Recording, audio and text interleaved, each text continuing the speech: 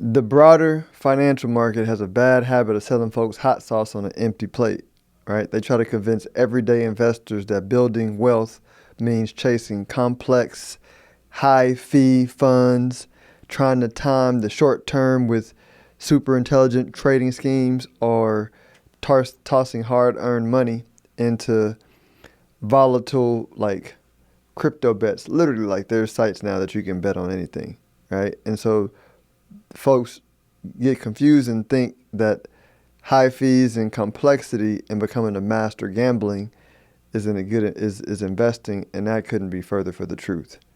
Let's debunk that in this episode. Let's get into it.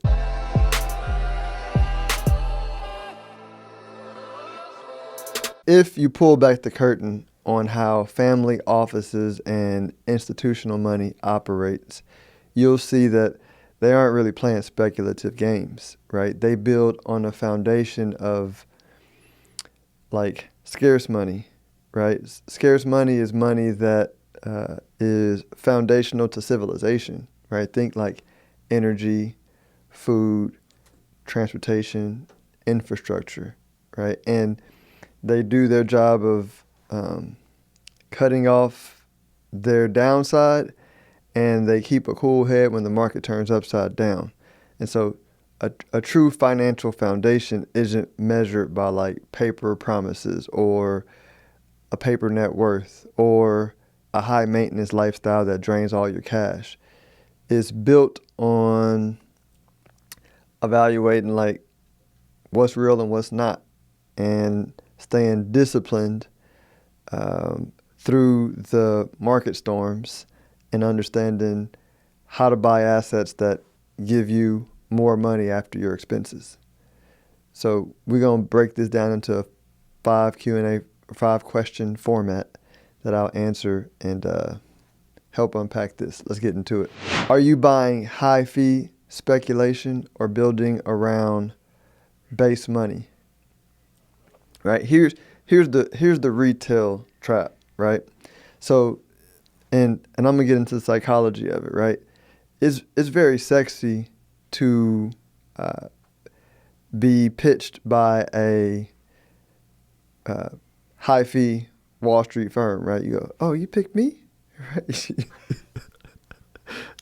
Like you, oh, you picked me to dance, right? Because they got the nice suits, they pull up in a nice car, they tell you about all the rich people that invest in the funds and do things, but like I've been doing this for a long time, and I mean no disrespect to anybody when I say this, right? But there's a difference between like wealthy people and people that have money but have a high income, right? Like wealthy people,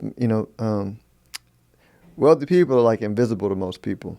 They're the ones that like, me and Steve before the podcast talking about a country boy who owned some land, understood the development of how the community goes, and knew at some point the city was going to need to build out and grow and expand, and he owned the land in between where they wanted to go in the major highway, and made a couple of killings and about to make another killing on some other thing they have to do, right? And so they understand like I said, like base money and infrastructure, and they're not impressed by high fee private credit funds, right? Or these fancy hedge funds that let you do this complex trading strategy that helps you make 1% a month, and they charge you a 2% management fee and 20% of the profits for doing it. And I'm not even picking on the hedge funds and wealth private equity funds that do that, right? Because there's some pretty dope folks out there, but I'm saying like it's not necessary and you don't need it if you understand how to make real money. And what I've noticed is the ones that pile into those funds are like if you ever read Real Millionaire Next Door, it's like the high income executives. It's the high income professionals that are serving rich people, right? Or the kids of the ones who made it, who didn't really pick up or kids or grandkids who didn't really pick up the base knowledge of how to do it. They just sort of, they know the religion, but they don't have a direct relationship with God. You know what I'm saying? So because what the wealthy understand, that if you don't have a connection to the how, then you start off behind the eight ball, because you don't have knowledge, so you got to sort through and pay all these fees and expenses, and you may not even get the real product. And so that's kind of the first thing, is understand all that complexity you don't need, right? Second thing is, many retail investors, like, they buy narrative over like real value. And so like narratives are like built on like a greater fool theory. So it's like a narrative might be, I'm gonna not give a real life example, but this is based off conversations that I have. So I'm sitting with some people who build real estate, and they are running tighter funds. They build spec homes in high-end areas, and they're running. So they've been doing this, and they were doing it when money was cheap, but when money got expensive, things got tight. But they still wanted to run that playbook, and I was going, hey, listen, first of all, that playbook's not a real playbook. It works when money is cheap, but money ain't cheap no more, right? Secondarily, listen to the market. The market is telling you, by the fact that it's tough for you to raise money and you're in a cash crunch, that you got to stop doing that shit, right? So the greater fool theory has you build things in a way where you have to sell it to the next person because it has no real value, right? That's like an example of like these speculative build outs and flipping is a greater fool theory. Like it's different if maybe you, like I said, you own something, and your cash flow from your other businesses can pay for the holding cost, and you're holding it for appreciation, right? That's the strategy. But if you're building it with the intent to make money by selling it to a greater fool, right?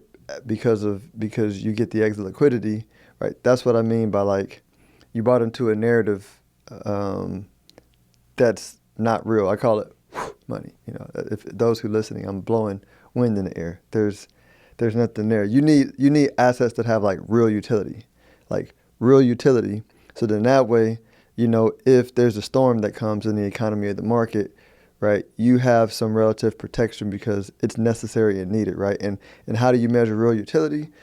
Real utility is you get the income even at a downturn because it's scarce and necessary for the community locally, right? And if your expenses can still get you net cash flow in that scenario, you got something real.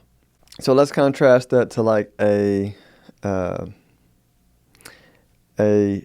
deep foundation approach, right? Where you anchor your assets to like natural rules, right? So for example, family offices don't put their core trust in financial engineering, narratives, or market trends, right? They anchor their base money like physical realities, as I mentioned, like prime real estate in areas that are growing and attracting people. That's a power law dynamic. Energy infrastructure, water rights, very essential real estate, because humans are gonna human, right? Don't let the tech geeks think that robots are gonna do everything. Like humans are gonna humans, and humans like to live on real land, and you can't print more fertile soil, and we like to congregate around each other, right? You can't code around an energy grid. And the goal of the primary anchor is not to get rich overnight. It's to remain like unshakable. It's to have deep roots, right? Now, these assets also carry high replacement costs, and so if you pair that up with a baseline utility or something that's like usable for the community and the high carrying cost, that gives you like stronger roots, right? It's hard to replace, and so when you do that, you anchor in also like strong pricing power, which means one of the things that an investor, we would not have to invest if money held its value, right? If we like saved money and it held its value, we really would need to invest. But we live in a capitalistic system where they devalue the money because, like, in order for the system to work, they have to keep issuing more debt to pay for things. Like debt runs the system. and I don't get into whether that's right, wrong, or indifferent. I'm just saying, like, there's pros and cons to both systems, right? If you have a non-debt system, it doesn't grow as much, right? If you have a debt-based system, it grows more. There's more. Think of like debt as credit or faith in the future, right? Credit is giving you faith in the future. So credit's not bad. It's just when you think credit is base money. And so what I'm saying is the money in the bank is credit, and it becomes worth less every year. And so you just got to understand that, and then you got to say, all right, I need to root my money in something real. And this is what I'm saying: food, energy, shelter, assets that are hard to replace, physical utility, like those are real. And then you understand that cycles, like, markets are like the land, right? It has seasons, right? So do markets, and those seasons are like 5 to 7 year cycles. And so what you're doing is you're saying, all right, each cycle, I want to add more real stuff to my balance sheet, right? How do I do that? I got to anchor it right. And then you can use like the paper stuff, right? Like this is where for me, like, why I like liquid Bitcoin, right? Or liquid stocks that are doing well. Like if you buy those cheaply and then you ride the cycle, you can trim some to buy more real stuff. You also probably want to keep some, right? But you can run you can use your income from your business to buy more real stuff. You're letting the system work on your behalf, because they're going to print money into the economy to build out the economy the way we want to, and that requires companies, and Bitcoin has a role in that, and I've talked about that many times.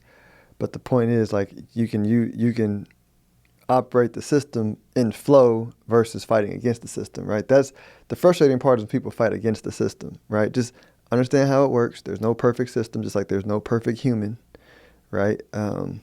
Understand what system you live in, operate it properly, put the pieces together in the appropriate way, and use it, and then generating the outcome you want becomes like relatively effortless, because you're not fighting the system, like you're flowing with it. Next question. How can investors leverage assets while managing debt risk? So sophisticated, let's call it like wealthy investors, they use their base money, right? The money I'm talking about that is real money, collateral, the infrastructure, energy, all that kind of stuff, to secure low-cost debt, right? Because if you got something everybody wants to lend against because it's real, then it brings down your cost of borrowing. And the debt is better than like liquidating your money, because there's no taxes, right? If you say, hey, I can borrow money and I can pay the bank 50 grand a year, then I can go turn out and find an opportunity that pays me, I'm just making up a number, 100 grand a year, right? I can just pocket the 50 from letting the community use my balance sheet. Like I'm renting out my balance sheet to the community, right? And I'm getting paid for that. And so that's what wealthy investors do. But right, debt is like electricity. You know what I mean? Like if you handle electricity improperly, you're gonna die. Same thing with debt. Like if you handle debt improperly, you're going to destroy your balance sheet and your equity. So you want to make sure that when you use it, you understand how to handle electricity, because if you don't, it's best not to use it. Hire you an electrician, right? The equivalent of electrician is like a good wealth manager who understands this stuff, or a good financial advisor who understands this stuff, or just somebody who can help advise you on what you know. And even though you have an advisor, like I talked to my kids about learning in school. I said, when you learn in school, you want to, your spirit sets the intention, right? So it focuses you. Your mind, you want to keep it clear and open, right? So the information can come through. And then you want to let your body tell you when you know, right? And how do you know? Like you're going to know. Like when you know. You know when you're ready for the test. You know when you studied enough to be ready, right? You know, right? Same thing with this. Like when you know you're ready, there's going to be no trepidation because your mind, body, and spirit is in alignment. So like, don't try to just use your mind to say, oh, I understand it. I understand the concept. No, that's not. Make sure your body moves with you. Number 3, do you have the behavioral discipline to navigate the 5-year market cycles, right? This is the most important question you want to ask yourself too, because these cycles, like I said, are 5 to 7 years, and they cycle around like human emotions, right? From fear to greed, right? Fear, again, something me and Steve was talking about before. We were talking about like the origin of racism and all that kind of stuff.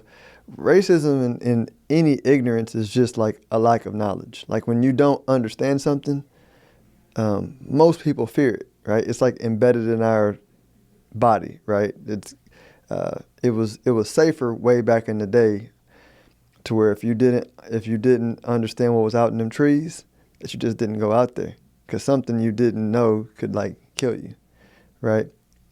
We still operate that way in areas that are not necessary, but it's deeply ingrained in our body, and so you want to understand that is there. And even in the best part about investing is it's like evolution, right? The investor that can upgrade their biology to not overreact in the fear greed cycle, right? They built the civilization.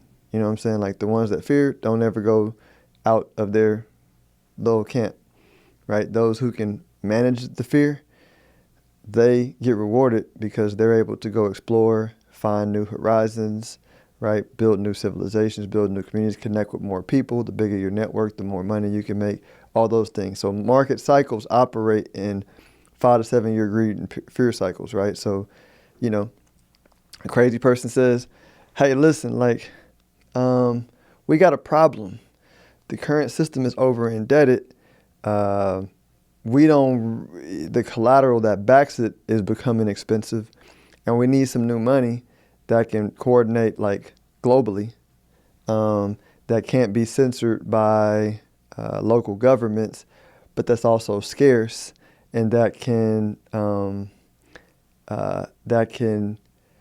be an opposing force to money printing used to pay off the government debts, right? Well, when you go through the technical work, you realize, oh, this is Bitcoin, right? But when you first get there, you go through the fear of, hey, what is this magic internet money? I don't understand it, right? So you got to move through the fear, move through it, right? Understand it, go through it, and then once you understand it, right, then you're in. But even once you're in, right, you still have those 5 to 7 year fear greed cycles where right now Bitcoin's down a lot, and everybody's like, man, if you bought Bitcoin in the last 10, 12, 11 months, right, you probably lost money, a decent amount of money, and you're like in the fear state, right? So this is a time where smart people or let me tone my words. This is the time where investors that understand the story, believe in the story, have done the work, understand the technical risks and opportunities, are buying, right? And then we'll see a few years from now, as liquidity hits the system, if the market continues to choose Bitcoin as that technical solution I'm telling you about, then the price goes up a lot, then everybody jumps on the bandwagon, and the ones who bought early can sell into the greed and make a lot of money. And so the important part is like the emotional intelligence, right? That's like, emotion is, can you manage your internal motion, right, around these cycles? And if you can do it better than the market, which is like the average person investing in the market, you can make a lot of money. Like, it's not really about like high intellect. As a matter of fact, high intellect is a detriment, because think about a balanced system. Remember I say spirit is the intention, like your desire. Mind is where intellect resides. Body is like reality. You know what I'm saying? I feel like a lot of people get stuck in the abstract ideas and they never move it to the body, so they stay out of balance, right? Because they're like married to ideas and they can never get it, right? Versus letting their body work it out for them. Next question. Why jump a 10-foot fence when you can focus on risk adjusted returns, right? And a better word for risk adjusted returns is finding practical deals without having to jump 10-foot fences, right? So let's dismantle the myth that achieving long-term goals requires taking excess market risk or out-speculating the crowd, right? Don't misunderstand me. Like, when you invest, you're going to take a risk. When you take a breath, you take a risk. Everything is a risk because we don't know what's going to happen the next moment in time. So I'm not saying you're not taking risk. I'm saying excessive risk, unnecessary risk, right? So, like, you can get in the car and you can drive, and that's risky, right? But you can also get in the car, text, not watch the road, drive 20 minutes over the speed limit, right? And that's like risky driving, right? So I'm saying, like, you can get to where you want to go peacefully, listening to some good music, right? Some 90s R&B, having a good time, being present, and still get to your destination like on time, right? I like Warren Buffett has this principle where he says, I only jump over like 1 foot hurdles. And I read that like multiple times, and I read it early on. I was like, this guy's being cute, Hey, oh, it's easy when you're a genius to just say cute stuff that us dumb folks don't understand, right? That's what I was thinking when he said that. And as I got in the industry and kept reading, I was like, oh, like this guy literally like, yeah, he literally like, he waits for his body to tell him like it's a no-brainer, it's easy. If it's complex, that means my mind, body, and spirit are not aligned. And when it's simple, that means he understands it, right? He's not getting stuck in abstract Wall Street theories or abstract tech bro theories. He's like, no, like, I see it, my mind understands it, and it connects to like the body. Like in the body, by the way, the body only respects like natural rules. The body is made up of the same stuff that nature is made up of. So the body is going to decode the abstract words of the modern civilization and say, listen, all that foolery that you guys believe in, like, I'm only going to believe in stuff that's going to be like timeless, right? Because I'm built off timeless stuff. So like, bring it to me and make sure we understand it together. And that's what Warren Buffett means by like 1 foot hurdles. To go, to say a different way, right? Texas way of saying it is, when a deal is right, you don't got to squint at it. Like, let me say it in a nerdy way for my nerds, right? I call the conscious mind like the talker, right? And I call the body mind the listener, right? So the conscious mind can only handle like 50 bits of information per second, right? Because it's not designed to listen. It's designed to express. It's a talker. It's the talker, right? It's like, you ever see people who like talk real well but they don't understand shit? That's the conscious mind. Like its job is not to understand. It just runs its mouth, right? The body can crunch something like 11 million bits of information per second, right? It's why these nerds who are building robots are finding out like, oh, it's way easier to build software than it is to replace what a human body can do in hardware. Yes, absolutely. Like, God built this thing, right? It's going to be tough to do better. And so, because it's processing like literally like electromagnetic waves, right? Light we can't see, all kinds of shit, right? We call it instinct. But what you really want to, and so the reason why you want to root the idea into your body is your gut knows more than your mind. It's processed way more than the mind's gonna. I don't know what 11 million is to 50, but I'm just saying like the mind's never gonna catch the body's processing ability, right? So you don't want to use your mind to talk your body into a bad deal, right? That's the equivalent of like the person with the gift of gab talking the one with deep grounded wisdom into some foolery. Like, no, like, wait till they agree, right? Don't, that mind just be running and it want to just go do shit and it wants to be the smart one, right? It's the if you ever hear about the peril of like Cain and Abel or all the two brothers, right? Like the foolish brother is always the mind that gets jealous of the brother that understands more, or the sister, right? In different cultural ideas, but the mind is The conscious mind is just and I don't want to discount the conscious mind because, right, sometimes people are shocked to hear this, but like I'm a natural listener. Like I grew up very shy, listening well. Like I married a talker. We're both pretty balanced, but like I married my wife because she's an amazing expresser. You know, her father's an amazing expresser, right? I got into sales because I wanted to learn to express, right? I got into a podcast so I can learn to express, but I had to build that skill set over time. So like, I don't want people to hear me like I love talkers. Like talkers are amazing. I've become I hope to think a really good talker, but I'm saying you want to use them in balance. You want to listen and talk in balance. But don't let your mind talk your body into something stupid. That's what I'm trying to say. What does your balance sheet look like when you audit the cash flow? Shift from thinking about like paper net worth to real world cash flow, right? And I call cash flow like assets that predictably put clean money on your balance sheet after expenses. And so like you can't take a Zillow appraisal or a portfolio screenshot down to the grocery store and buy rice and beans. I mean, try it, right? High paper net worth, it makes you feel good. Like, you know, conversations at the party, oh, you know, I'm worth X amount of dollars. And it makes you feel good, right? It may even get you like a drink bought. Actually, no, it's probably people gonna want you to buy them drinks, right? But if all of your equity is trapped inside of things you can't sell or speculative promises, you're just asset rich and you're cash poor, right? And so the real test of what we call like liquidity is true financial strength isn't what somebody might pay you for an asset on a sunny Tuesday 3 years from now.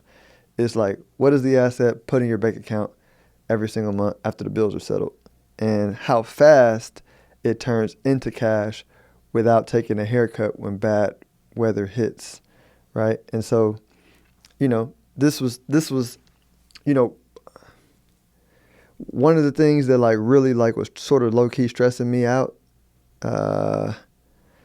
in the low money period was everybody talking about, oh, I have this company worth $2 quadrillion and, you know, we do X amount of revenue. Well, how much profit do you make? Not the people getting, listen, I am not a hater, but I'm just saying like, I did not understand that model. And when money got tight, a lot of folks went broke that was like bringing in revenue and no money, but had a nice paper net worth, right? And the rooster came to hatch and a lot of folks had to get a real job, right? So like, just be leery of it. So you want to think about 3 buckets that you put on your balance sheet, right? The cash flow positive bucket, right? And that's a bucket that, again, after you take out your expenses, you get real cash that hits your balance sheet. Bucket 2 is like the cash neutral assets. This is like a deep foundation, right? This is, maybe they don't put cash in your pocket, but they're pretty stable, right? It's like a paid off property, gold, cash reserves. Like they may not be adding cash, but they're there. They're relatively stable. You can borrow against it. You can sell it. And then it's cash flow negative assets, right? And then those are like, they bleed cash from your balance sheet every month, right? That's like our primary residence, right? It's a business or a property that's losing money. It's high fee funds. And so a good exercise is to look at your balance sheet and label each asset one of these, and it's going to give you a really good picture of how you sit from a realistic standpoint. So I'm going to end it here, but if you're watching on YouTube, make sure you like, subscribe, hit the notification button, be fruitful, and go multiply your money. Philip Washington Jr. is a registered investment advisor. Information presented is for educational purposes only and does not intend to make an offer or solicitation for the sale or purchase of any specific securities, investments, or investment strategies. Investments involve risk and, unless otherwise stated, are not guaranteed. Be sure to first consult with a qualified financial advisor and/or tax professional before implementing any strategy discussed herein. Past performance is not indicative of future performance.